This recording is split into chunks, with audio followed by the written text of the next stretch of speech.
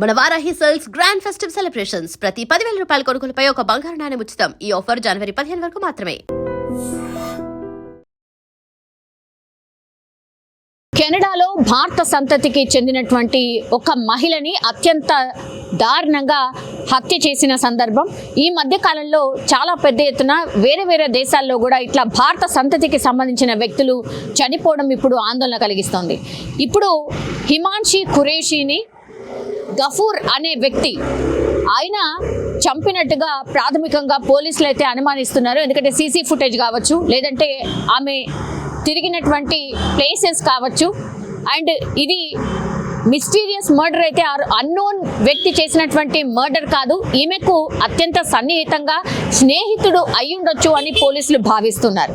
దీనికి కారణం ఏంటి అంటే అక్కడ జరిగినటువంటి అక్కడ దొరికినటువంటి అన్ని ఎవిడెన్సెస్ చూసినా, ఆమె మొబైల్ చెక్ చేసినా సరే సన్నిహితుడు అయినటువంటి వ్యక్తే ఈ హత్యకు పాల్పడి ఉంటాడని భావిస్తున్నారు.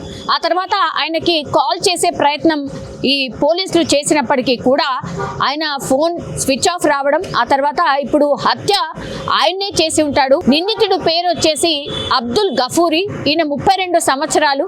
సో ఈమెని హత్య చేసి ఉంటాడని భావిస్తున్నారు. ఎందుకంటే ఆ తర్వాత నుంచి ఆయన ఫోన్ స్విచ్ ఆఫ్ రావడం, అనుమానం ఈయన మీదనే ఉండడం, అక్కడ హత్య జరిగినటువంటి తీరు, ఆమెని అత్యంత కిరాతకంగా పొడిచి చంపేసినటువంటి సిచ్యువేషన్ అయితే కనిపిస్తోంది. ఇందులో భాగంగా సీన్ ఆఫ్ అఫెన్స్లో దొరికినటువంటి అన్ని ఎవిడెన్సెస్ని కలెక్ట్ చేసుకున్న తర్వాత నిందితుడు ఇతడే అయ్యుంటాడు అని పోలీసులు భావిస్తున్నారు. ఇప్పుడు ఆయన కోసం గాలింపు చర్యలకు దిగినటువంటి పరిస్థితి.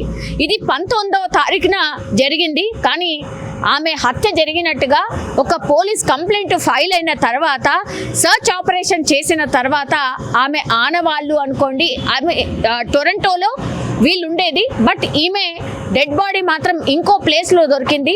సో అక్కడ కలెక్ట్ చేసినటువంటి ఎవిడెన్సెస్ అన్ని తీసుకునే లోపే ఇప్పుడు నిందితుడు ఎవరైతే ఉన్నారో ఆయన పరారీలో ఉన్నట్టుగా చెప్తున్నారు. ఆయన కోసం దేశవ్యాప్తంగా కూడా గాలింపు చర్యలు, అంటే అరెస్ట్ వారెంట్కి సంబంధించి అన్ని నోటీసులు అయితే ఇప్పుడు కెనడాకి సంబంధించిన ప్రభుత్వం జారీ చేసినటువంటి సిచ్యువేషన్ అయితే కనిపిస్తోంది.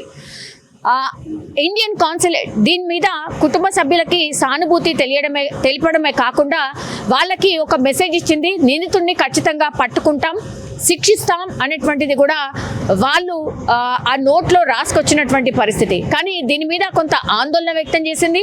అట్లాగే ఇప్పటి వరకు కెనడాలో ఇట్లాంటి హత్యలు 40 వరకు జరిగాయి ఈ సంవత్సరంలో. సో ఇది కొంత ఆందోళన కలిగిస్తోంది అన్నటువంటి అంశాన్ని కూడా అక్కడ అధికారులు కూడా చెప్తున్నటువంటి సిచ్యువేషన్. ఇప్పుడు సీరియస్లీ ఇప్పుడు ఈ నిందితుడి కోసం అయితే పోలీసులు గాలిస్తున్న పరిస్థితి కనిపిస్తోంది. కానీ ఎవరైనా సరే ఇండియన్ సంతతికి చెందినటువంటి ఎవరైనా సరే చనిపోయినప్పుడు పెద్ద ఎత్తున ఆందోళన అయితే వ్యక్తం అవుతోంది. ఎందుకంటే అక్కడ చదువుకోవడానికో లేకపోతే జీవితంలో స్థిరపడడానికో మన వాళ్ళు అందరినీ ఇబ్బంది అయినా సరే తట్టుకొని వేరే దేశంలో వెళ్ళి కొంత సెటిల్ అయి రావచ్చు అన్నటువంటి ఉద్దేశంతో వెళ్తే తీరా చూస్తే శవం ఇంటికి వస్తున్నటువంటి సిచ్యువేషన్ ఇది ఆందోళన కలిగిస్తోంది.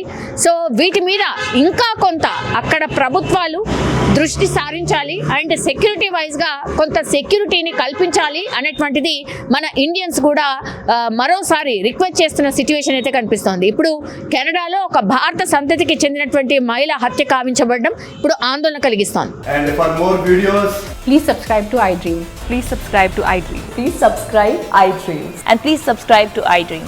For more videos, subscribe to iDream. please like, share and subscribe to the channel. Congratulations, iDream. Subscribe to iDream. Subscribe to iDream. So subscribe to iDream Media. iDream team andarki huge congratulations. Please subscribe iDream Media. Please subscribe to iDream. Subscribe iDream. Please subscribe to iDream. iDream అంటే నా కళల ఛానల్ను subscribe చేసుకున్న నోరు తిరుగుతలేదు, మీరైతే గంట గుర్తు కొట్టండి. For more such videos, please subscribe to iDream. Subscribe to iDream. Please subscribe to iDream. Please subscribe iDream Media. Please do subscribe to iDream. Please subscribe to iDream Media. For best entertainment and information, please subscribe iDream. And don't forget to subscribe to iDream.